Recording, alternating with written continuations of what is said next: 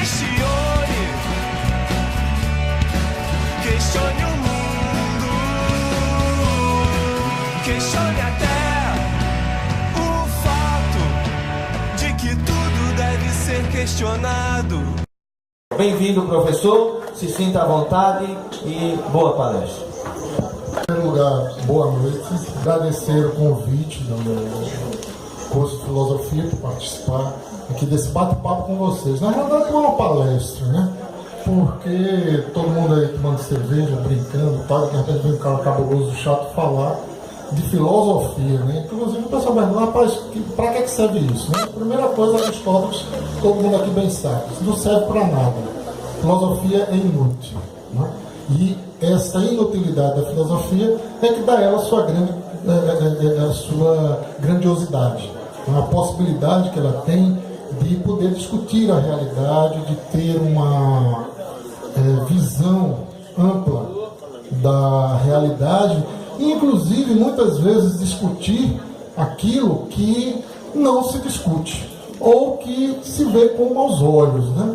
Existe um filósofo francês chamado Alain, que eu gosto muito dele, quando ele diz uma interpretação que é muito interessante: a filosofia é a louca em traje de baile, né? Ou seja, aquela figura que entra, que provoca, que questiona, e principalmente no momento que nós estamos vivendo, onde essa discussão aqui sobre distopias, a distopia, o sentido negativo da utopia, da possibilidade de uma sociedade perfeita, de uma sociedade melhor, igualitária e justa, que está representada, pelo menos teoricamente, na Utopia, Thomas More, né, aquele texto do século XVI, e pela própria referência ao nome, Utopia, lugar nenhum, ele passa a afirmar a possibilidade de todos os lugares. Isso é interessante para a gente, porque permite a você pensar sempre um mundo melhor.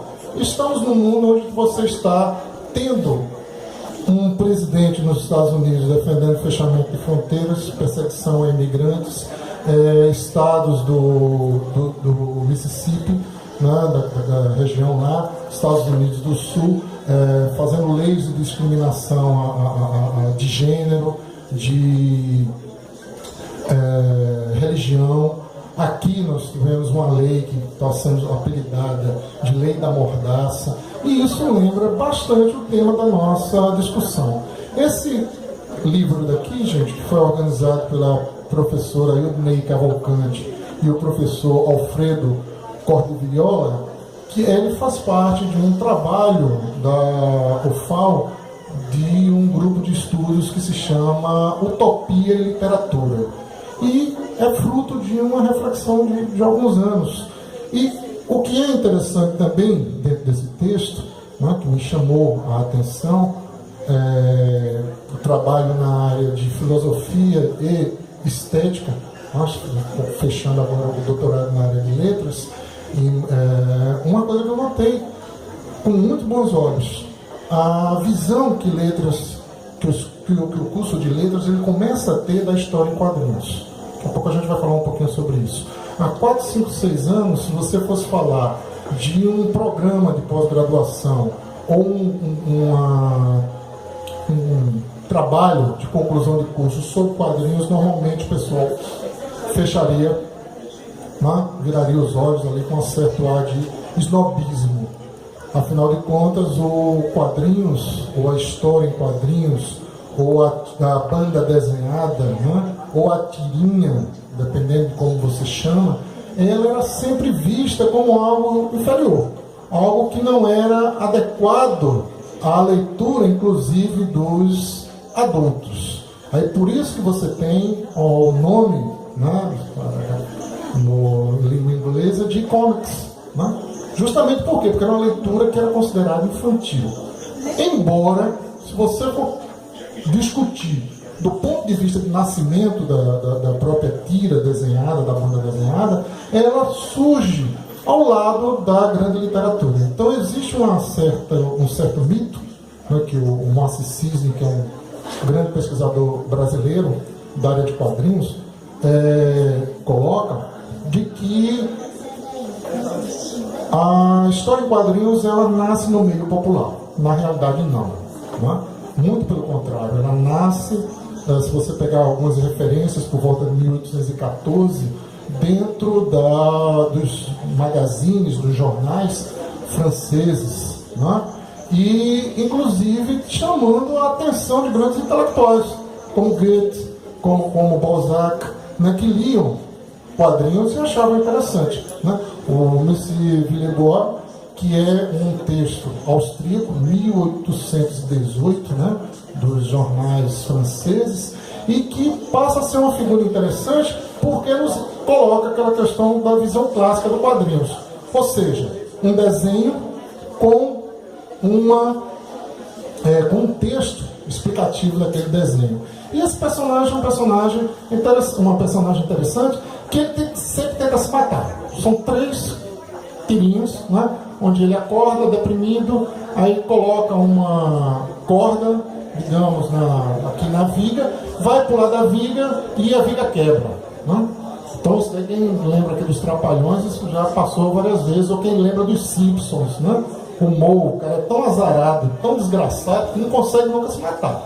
Então, isso está representado dentro daquelas brincadeiras dos primeiros quadrinhos. Né? Os Sobrinhos do Capitão, que também é um texto já do século XIX, onde você vai ter representações daquela luta da família, né? Dos 2 meninos extremamente endiabrados, né? O capitão, sua esposa, e todo um grupo de personagens ao redor que vão levar sempre a efeitos cômicos. Agora, o que é interessante para a gente é o seguinte, né? Como eu falei, eu vejo com bons olhos, porque você tem um texto aqui composto com 3 trabalhos na área de quadrinhos. Tem no meu trabalho sobre o V de Vingança em 1984, né? E temos trabalhos sobre o Watchmen e outro trabalho também sobre a questão da distopia nos quadrinhos. Então você tem 3 trabalhos, isso é interessante, né? Porque quando você falava de quadrinhos há 4 anos atrás, mais ou menos, normalmente o curso de comunicação que trabalhava com aquela questão do visual do quadrinho, e essa grande característica que vai nos interessar. O quadrinhos é algo que você já sabe e chama atenção, né?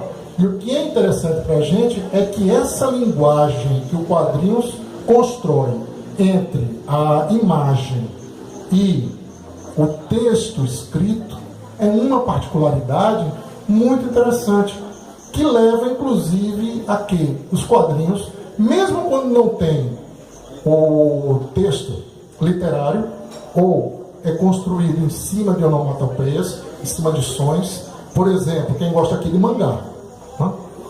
O mangá ele é extremamente visual. Então o que acontece? Você tem poucos diálogos, você tem muitas expressões, né? De barulhos, né? Que lembra muito Batman do seriado da década de 60, aquele crash, pou, pão, time. Tem até um livro que escreve sobre isso, né? Que se chama Zoom, Brash, Boom, os quadrinhos no Brasil. Então o que acontece? Ele tem essa característica da visualidade. Mas apesar disso, ninguém chega assim e diz, olha, chegou o Watchmen na banca. Vamos ver o Watchmen? Chegou agora, lançado hoje, né? Se não me engano, no cinema, tá? Guerra Civil, né? Vamos ver o Guerra Civil em quadrinhos? Não, vamos ler quadrinhos.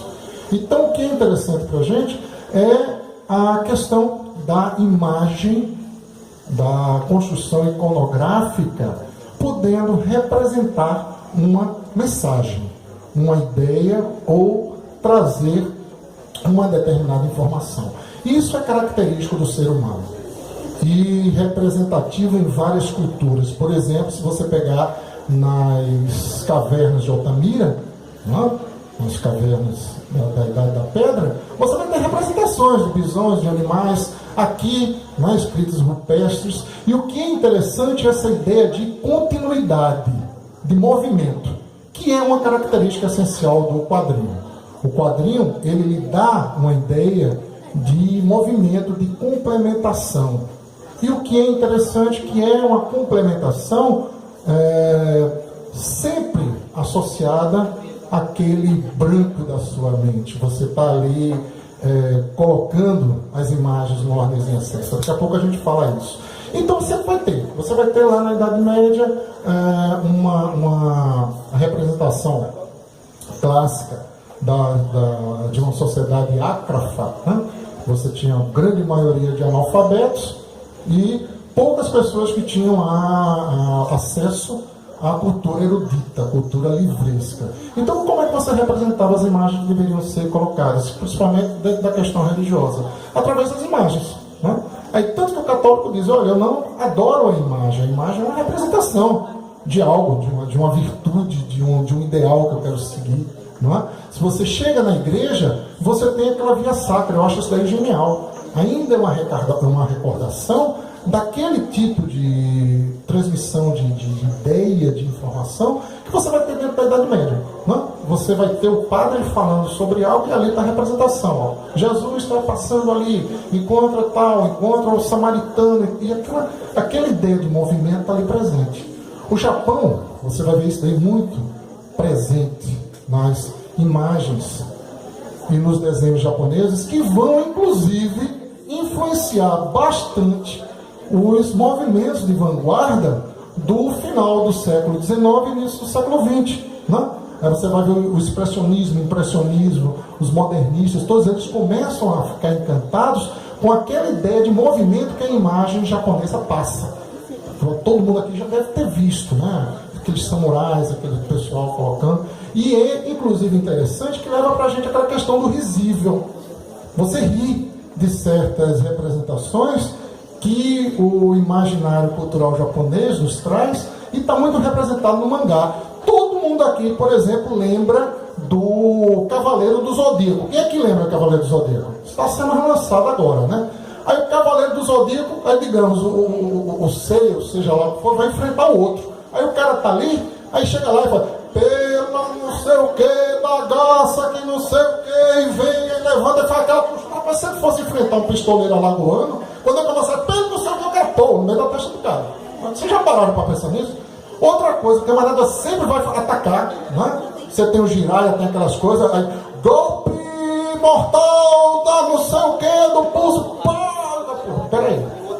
Então essa característica do movimento, da representação teatral, você vai encontrar dentro de alguns quadrinhos. E é interessante, dentro do espaço de quadrinhos, que ele surge como, apesar de você já ter algumas referências anteriores, ela é uma linguagem tipicamente contemporânea.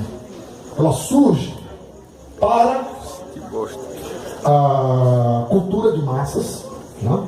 Você vai ter, principalmente a partir dos jornais, que nós falamos a partir de 1816, 18, você já começa a ter, no início do século XX, né, as tiras já construídas no estilo que nós temos hoje. E o que acontece? Ela começa a ter uma autonomia e começa a se apresentar como uma arte própria e com sua própria identificação. Ou seja, ela não é mais dependente da literatura. Ela não é como ocorreu também com o cinema. Né? O cinema, ela surge, inclusive, como os quadrinhos, como uma arte que é vista com os olhos, ela é observada como algo de mau gosto, né? Algo que chamaríamos hoje de kitsch, né? De baixa cultura, principalmente pelo acesso de quem tinha a essa arte, ao cinema, eram justamente a classe pobre, e os filhos da classe pobre, que com 500 o camarada conseguia ir assistir um filme, ou com uns 100, 200, você comprar um gibi, né? Imagina você chegar em 33, você comprar o Superman por 200, hoje é a revista mais cara que tem, né? Chega nos leilões a milhões. Então o que acontece? Você tem uma construção da relação do público com quadrinhos que parte daquele espaço infantil, embora uma das coisas importantes do quadrinho é que essa própria questão da linguagem infantil ali presente, ela mascara uma discussão muito profunda da realidade. São questões que desde o seu início elas começam a colocar em xeque alguns questionamentos. Né? Se você pegar um teórico da psicanálise como o Bruno Bettelheim, o que acontece? Ele diz, olha, os contos de fadas não são tão ingênuos como você representa, não. Então, um quadrinho, ele não é tão ingênuo como pensávamos. Né? Se você pegar, por exemplo, o Walt Disney, com toda aquela linha de arquétipos, né, que você tem ali, você tem o Pato Donald, que é o quê? Que é o azarado por excelência. É o operário, né, o camarada que está vendendo sua força de trabalho, sempre azarado e sempre vivendo de bico. Se você prestar atenção, está lá o Pato Donald. Ele está sempre de bico. Né? Ele não tem um trabalho fixo. Né? E você tem um grande capitalista, por exemplo, que é o do Patinhas. Nada em dinheiro, toma banho em dinheiro, tudo que toca vira ouro. Né? E aquilo dali era passado pra gente. Então, inclusive, tem até uma brincadeirinha na internet que diz isso. Como é que eu posso ser normal com os meus personagens, com minhas referências dessas? Então, nós temos, inclusive, algumas colocações dentro do texto, né, que, como eu falei para vocês, o Moacir Cisne, que é um grande teórico, ele, didaticamente, ele diz, olha, o quadrinho ele é bastante complexo. Então, se for datar historicamente como é que ele surge, então poderemos aqui dentro do nosso texto, aqui um pequeno resumo só, ele fala sobre isso. Né? Então você tem o quê? Historicamente, por volta de 1812 a 27 até 1895, você tem as chamadas histórias ilustradas. Né? Essas pequenas piadas, esses pequenos gags que estavam dentro dos jornais. Né? E que surgiam em folhetins, em revistas, e ele tem como característica, você não tem o balão, né? Mas você tem a imagem e embaixo você tem aquele primeiro texto. Se vocês lembrarem das aulas de história, aquelas iluminadoras medievais, né? Você tinha no livro aquelas grandes obras-primas, aquelas pinturas, e ao lado o texto explicativo, normalmente em latim. Né? Notadamente em latim. Né? Vamos ler a primeira tradução em língua vulgar, nós vamos ter com Lutero, que cria a língua alemã escrita, a bem dizer. Então, você tem esse primeiro momento de um texto onde você tem uma imagem e um texto relacionado, onde ele se explica. Né? Então, você tem algumas figuras, como falamos, do Juque Chico, do Ângelo Augustini, As Cobranças, de 1867. Augustini é um imigrante italiano que vem para o Brasil e, a bem dizer, ele faz nascer os quadrinhos brasileiros. Né? É um personagem muito interessante. O personagem é uma figura que vive devendo a todo mundo. E as histórias dele, ele sempre fugindo dos cobradores. Quando chegam os cobradores, aí ele pula pela janela, aí quando está fugindo escondido, a mulher joga um pinico, cai nele. Né? Então são todas essas situações bem de pânegas, né? De brincadeiras, e ele associa aquela questão do comics. Então você tem, depois de 1895 até 34, então você tem aquele grande salto que acontece nos quadrinhos, principalmente nos Estados Unidos. Tem um texto do Will Eisner, que é um dos maiores nomes do quadrinho mundial, uma figura importantíssima, né? Criador do Spirit, que é uma figura que, junto com o Batman, é a figura mais icônica que tem. Fizeram assassinar o bichinho naquele filme, o Spirit, que aquilo dali foi uma desgraça, né? A mesma coisa que fizeram com o próprio Demolidor do Ben Affleck, ele depois se redimiu no Batman. Mas o que é que acontece? Na série do Demolidor, perdão. Então o que acontece? Você tem uma construção onde a indústria começa a ver, eu posso lucrar com isso. E é interessante você pegar no texto O Sonhador do Will Eisner, que ele participa de todo esse processo, ele vai inclusive associar a luta do cartunista, do quadrinista, por reconhecimento. Um melhor salário para poder fazer uma página, e vai. Então, esse primeiro momento, né, é um momento onde você tem as figuras como o Gato Félix, como o Ruth Jeff, né, e o famoso Yellow Kid, do Old Cat, que é um personagem emblemático. Todo mundo conhece o Garoto Amarelo. É um chinesinho que usa uma túnica e ele não fala. todos os outros personagens já começam a ter balões, e isso é interessante. Você tem um texto explicativo no primeiro momento, falando o que está acontecendo, agora você surge a imagem do personagem falando. Não? É interessante o balão. E isso daí o menino aparecia nele, os seus diálogos, na sua roupa. Né? Então, você tem o segundo momento, que é justamente quando começa a se afirmar, que é de 34 a 60, né? Que é quando surgem os grandes heróis. E os grandes heróis, diga-se, os grandes super-heróis. Né? Super-Homem, Batman, né? Capitão América, Mulher Maravilha, agora na maior briga, agora na Guerra Civil, de um lado e do outro. Então o que acontece? Esse momento é um momento de profissionalização do quadrinho e a transformação gradativa do quadrinho em algo reconhecidamente importante e singular. Porque, primeiro, se você for pegar do ponto de vista tradicional, o quadrinho ele não é literatura, mas também não é pintura. Tanto que eu posso ter uma história em quadrinho completa sem um único diálogo. Não? Por exemplo, Pinóquio. É um texto recente, muito bom. Você não tem um diálogo. E toda aquela construção de um volume de mais de 200 páginas. Você tem um mangá. O mangá não precisa você estar falando. Você se expressa justamente quando vê aquela questão da cultura japonesa, pelos gestos, né? pela maneira que ele vai ali construir aquela linguagem. E o que é interessante para a gente também, gente, é que quadrinhos, ele é uma representação que ficou também tradicional. Porque o quadrinho não precisa ser quadrinho. Quadrinho não precisa ser quadrinho. Não precisa ser quadrado. Pode ser redondo, pode ser triangular, pode não ter. Não? Existem alguns, inclusive você pode, pela primeira vez, você construir um espaço dentro da linguagem, você subverter aquele espaço. Por exemplo, histórias da Mônica, onde o Cebolinha sai do quadrinho para não apanhar dela. Né?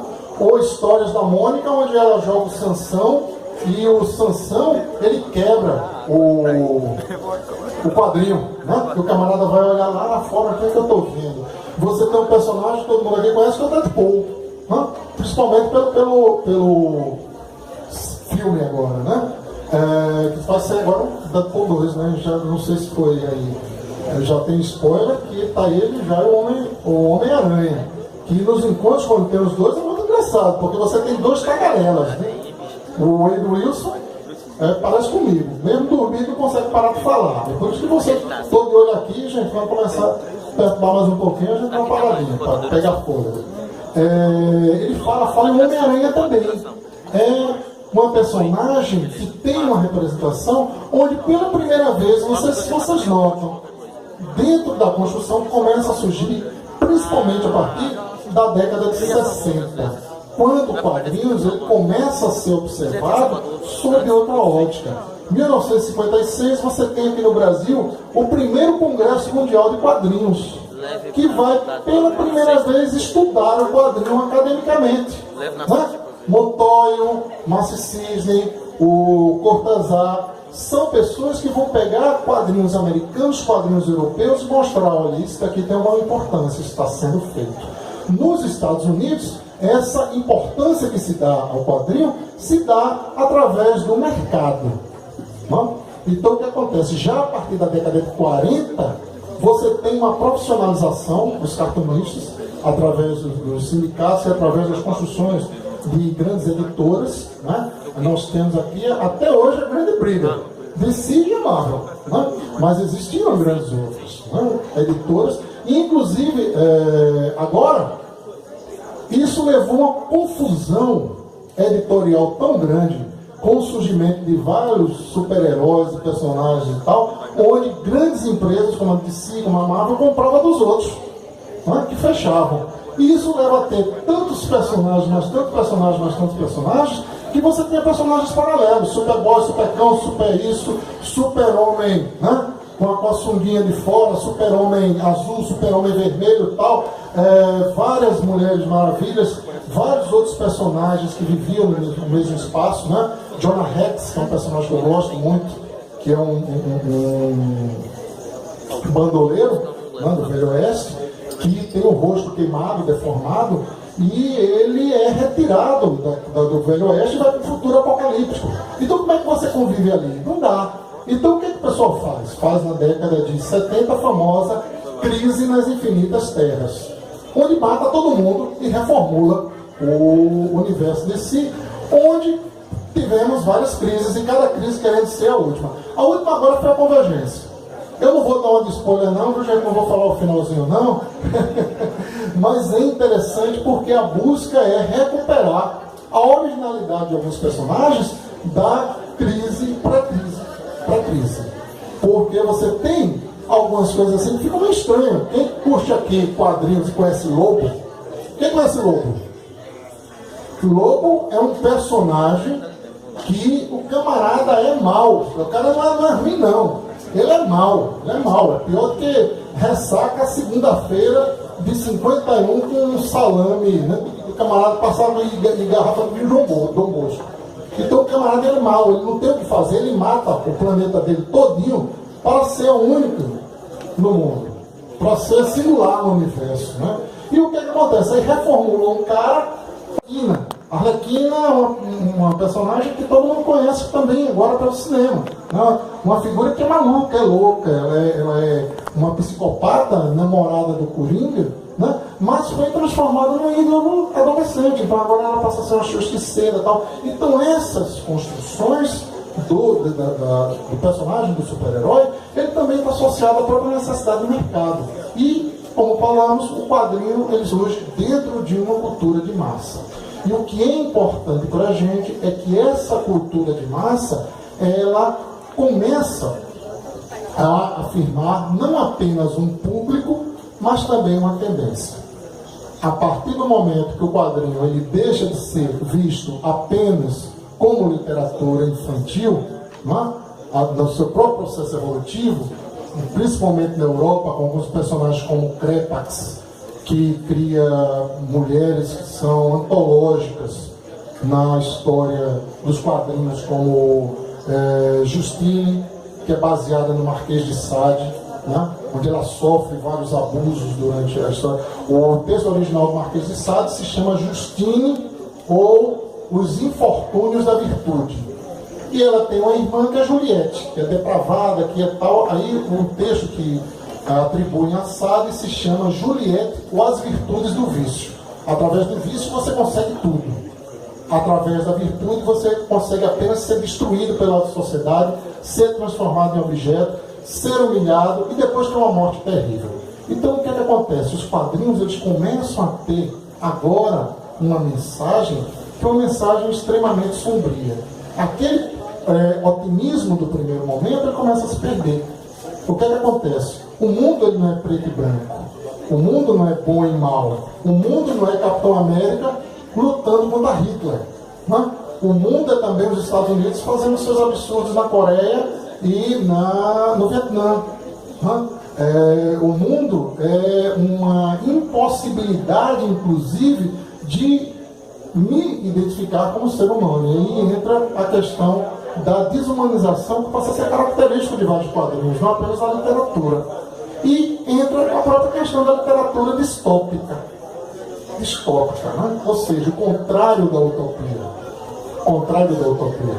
É interessante para a gente. Se você for pensar filosoficamente, do ponto de vista schopenhaueriano, você e do romantismo do século XIX, a primeira grande angústia que o ser humano percebe, né, é o seu confronto com sua finitude. Eu vou morrer. Todos nós. Né? Todo mundo vai passar dessa para outra. Não sei se melhor ou se pior. Né? Mas o que acontece? Então eu tenho um pessimismo de ordem metafísico, que você vai ser identificado também em alguns quadrinhos. Por exemplo, no Taranelli, né? Que é também cineasta, é desenhista, é roteirista, aquela questão, a ideia da inutilidade das coisas. Né? Você tem Maus, né? Você tem personagens onde essa representação da minha inutilidade, da minha impotência, passa a ser também uma inutilidade e impotência de ordem política. Então, você tem no primeiro momento uma percepção metafísica das coisas, ou seja, eu penso o mundo e um mundo finito, onde nada que eu faça vai adiantar, como diz Schopenhauer, né? A vida é um jogo, não importa o que você jogue, você sempre vai perder. Não tem como você vencer, não tem como. Até agora não, né? Espero que algum dia tenha, eu quero ficar para semente. Então o que acontece? Você passa até agora aquilo que George Orwell, que é o autor que escreve em 1984, chama de neopessimismo. Quando ele diz que após a guerra, a Segunda Guerra Mundial, a guerra queria levar o mundo a um novo mundo de justiça, um novo mundo onde a democracia vence o fascismo, vence a ditadura, um mundo onde o Capitão América, né? Vocês veem o seguinte, se você for pegar a representação do quadrinho do Capitão América, em 45 os Estados Unidos estão prestes a vencer a guerra. Aí o que acontece com o Capitão América?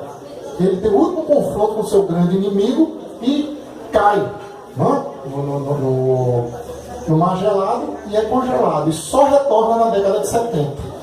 E para o próprio Capitão América passa a ser uma representação de uma má consciência de que como é que eu vou justificar um país desse? Eu disse, espera aí, eu lutei contra Hitler, agora eu estou metendo bomba em crianças no Vietnã, né? E o Capitão América passa a ser uma figura angustiada, que é o que está representado dentro do Guerra Civil. Embora o Guerra Civil, o filme, ele é bastante simplista. Se você for pegar o Guerra Civil do quadrinho, ele tem uma discussão que é muito americana, aquela questão da individualidade, aquela ideia das leis, as leis são feitas para submeter o indivíduo, ou para que o indivíduo possa ser feliz, que é aquele princípio constitucional. E isso está relacionado também à própria mudança de personagens como Batman, né? Que era aquele personagem da luta do bem contra o mal. Tem um texto em quadrinhos que eu gosto, que é o Charada, de onde um determinado jornalista vai entrevistar vários inimigos de Batman para fazer um programa de televisão. E uma das figuras que ele vai falar é o Edward Nygma, que está aposentado e trabalhando como zelador no ferro velho. Ok? Como zelador no ferro velho. E nesse lugar, ele começa a conversar com o cara e o Nygma, ele pergunta o que é que aconteceu. Ninguém morria, não? As pessoas lutavam até o fim, nós ameaçávamos tal, mas não acontecia, ninguém ia ao fato. Ele hoje, o Coringa está matando, as pessoas estão morrendo aos milhares, o próprio Batman está mais sombrio. O que é que está havendo? O que é que está havendo? O que mudou? Aí ele questiona isso, né? Então essa ideia que os quadrinhos, a partir da década de 60, eles começam a modificar. E começam a ver agora um mundo que é um mundo mais sombrio. Uma boa representação, já vai dar uma pausazinha agora, né? Desse segundo momento dos quadrinhos, você vai pegar X-Men. X-Men é justamente a representação de um momento onde o mundo está mudando. O X-Men é um negro americano que está lutando por direitos humanos. E tem, inclusive, só para a gente encerrar, uma capa que ficou icônica nos Estados Unidos, que chegou até a ser censurada, onde um mutante ele é crucificado numa turbina de um avião. E isso daí representou a própria questão da perseguição que se fazia. O mutante eram as minorias, continuam a ser as minorias. E isso é interessante, porque o quadrinho ele agora passa a ter uma nova visão e posição no mundo, onde a política se insere, onde a discussão torna mais séria. Quando se torna mais séria, torna-se mais perigoso. Aí a gente vai ver de vingança.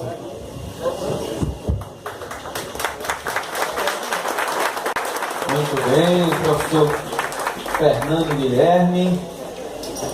Nessa pausa, para ele pelo menos tomar uma aguinha, minha gente, gostaríamos de registrar aqui a presença do professor Ailton da Costa, do curso de Direito. Ele está ali com sua noiva Paula Laís, bacharel em Direito. Também o professor Mike da UFAL com sua esposa Camila, estão ali. A professora Edneide do IFAL está ali também, com a professora Flora do IFAL. Por favor, levante a mão, estão ali naquela mesinha, mesa 4.